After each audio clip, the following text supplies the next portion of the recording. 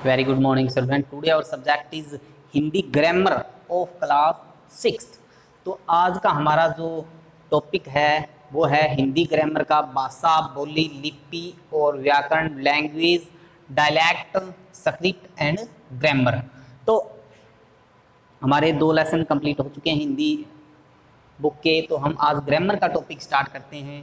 First topic है हमारा भाषा। तो हम इन 4 टॉपिक में से एक आज हम भाषा के बारे में पढ़ेंगे कि भाषा क्या होती है। भाषा वह माध्यम है जिससे मनुष्य अपने विचारों का आदान प्रदान करता है, मतलब बातचीत करता है, अपनी बात कहता है, दूसरों की सुनता है। तो वह एक भाषा के माध्यम से ही हम कर सकते हैं।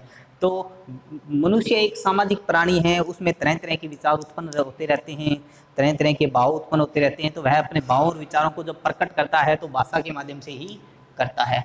तो पढ़ना स्टार्ट करते हैं। जैसे मानव एक विचारशील सामाजिक प्राणी है, विचारों से भरा हुआ एक सामाजिक प्राणी है। उसके मन में तरह तरह के भाव विचार उत्पन्न होते रहते हैं, पैदा होते रहते हैं। वह अपने मन के भावों को विभिन्न प्रकार से, भिन्न भिन्न प्रकार से व्यक्त करता है कि मतलब अपना जो मन के भाव हैं, विचार हैं, वो तरह तरह 2-3 प्रकार से वह अपने भावों को व्यक्त करता है। अपने मन के भावों एवं विचारों को प्रकट करने के लिए हमें भाषा की आवश्यकता होती है। यदि भाषा नहीं होगी तो हम अपने भावों और विचारों को व्यक्त करना, बताना बहुत मुश्किल हो जाता है, क्योंकि हमें संकेतों के द्वारा वो करना पड़ता है। संकेतों के द्वारा अपना जो विचार है वो रखने में बहुत मुश्किल आती हैं, नहीं रख पाते पूर्ण विचार अपना। कभी वह बोलकर अपने विचार प्रकट करता है तो कभी लिखकर।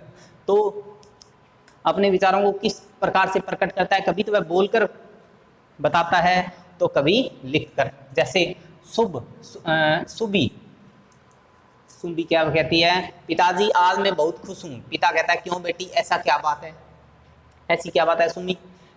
पिताजी मुझे स्कूल की वॉलीबॉल टीम में शामिल किया गया है। पिता ये तो सच में खुशी की बात है। सुबी क्या कहती है, पिताजी कल से हमें प्रतिदिन अभ्यास के लिए जाना है, इसलिए स्कूल भी जल्दी जाना होगा। पिता अच्छा है, कल से मैं तुम्हें जल्दी जगा दूंगा। तो ये जो है ये माध्यम है, ये बोलकर एक दूसरे से बातचीत करने का माध्यम है। तो किसके द्वारा बातचीत की उन्होंने, भाषा के माध्यम से।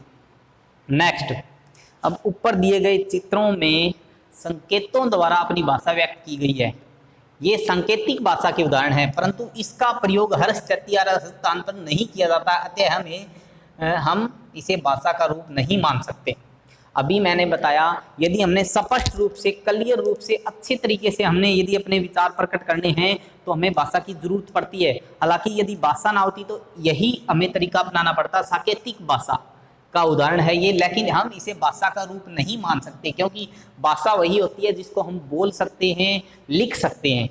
लेकिन यह जो है इस भाषा को हर जगह प्रयोग नहीं किया जा सकता और समझाना भी बहुत कठिन हो जाता है।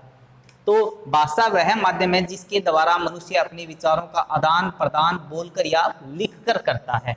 तो आज हमने क्या करना है, यह जो टॉपिक मैं करवा रहा हूँ आपको नोट्स के रूप में तैयार करना है। यदि आपके पास बुक्स नहीं है तो कॉपी पे इसको आप राइट करेंगे, फिर लर्न करेंगे। तो भाषा क्या है, भाषा वह माध्यम है जिसके द्वारा मनुष्य अपने विचारों का आदान प्रदान बोलकर या लिखकर करता है।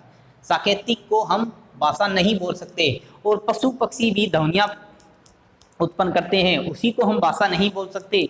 सिर्फ मनुष्य द्वारा जो बोलकर व लिखकर जो विचार प्रकट किए जाते हैं वही एक भाषा कहलाती है। तो भाषा के रूप, भाषा के 2 रूप होते हैं। कितने रूप होते हैं भाषा के? 2 रूप होते हैं, एक है लिखित, एक है मौखिक। लिखित भाषा, जब मनुष्य लिखकर अपने विचार प्रकट करता है तो उसे लिखित भाषा कहते हैं। इसके अंतर्गत लिखना व पढ़ना आता है। लिखित भाषा का प्रयोग पुस्तकों, पत्रिकाओं, पत्रों, समाचार पत्रों आदि में किया जाता है। सिर्फ लिखकर विचार प्रकट करना ही नहीं, अपितु हमारा जब हम लिखकर विचार प्रकट करते हैं तो दूसरा सामने वाला जो व्यक्ति है वो पढ़कर उस विचारों को समझेगा, तो वही एक भाषा का पूर्ण रूप बनता है। तो इसके जो लिखित भाषा होती है इसमें लिखना और पढ़ना दोनों आते हैं। दूसरा है मौखिक भाषा, जब मनुष्य बोलकर अपने विचार तथा भाव प्रकट करता है तथा सुनकर भावों को समझता है तो उसे मौखिक भाषा कहते हैं। इसके अंतर्गत बोलना तथा सुनना आता है। अभी लिखित भाषा में क्या था, पढ़ना और लिखना, और इसमें क्या आता है, बोलना व सुनना। जब मनुष्य अपने बोलकर अपने विचारों को दूसरों के सामने रखता है, प्रकट करता है और दूसरे सामने वाले व्यक्ति उसको समझता है, सुनता है ध्यानपूर्वक, तो वह मौखिक भाषा कहलाती है। मौखिक भाषा का प्रयोग आपसी बातचीत, वाद विवाद, टेलीफोन, दूरदर्शन तथा रेडियो आदि में होता है। विशेष भाषा मूल रूप से मौखिक ही होती है, पर मुख से निकली हर ध्वनि भाषा नहीं होती, केवल सार्थक ध्वनियां ही भाषा के अंतर्गत आती हैं। तो अभी एक और बात है कि जो हम कोई भी आवाज निकाल सकते हैं, जैसे कुत्ते जैसी आवाज निकाल दी, बिल्ली जैसी आवाज निकाल दी, तो वह एक भाषा नहीं हो सकती। जैसे कोई सीटी बजाते हैं या कुछ भी अलग टाइप की जो आवाज निकालते हैं, वो भाषा नहीं हो सकती। सिर्फ सार्थक ध्वनियां ही, जो सार्थक होती हैं, जिनका कोई अर्थ होता है, वही ध्वनियां, वही आवाज ही एक भाषा होती है। तो आज का हमारा होमवर्क यही रहेगा कि इस सारे जो हमने टॉपिक किया है उसको आप राइट करोगे ध्यानपूर्वक और लर्न करोगे। Thank you.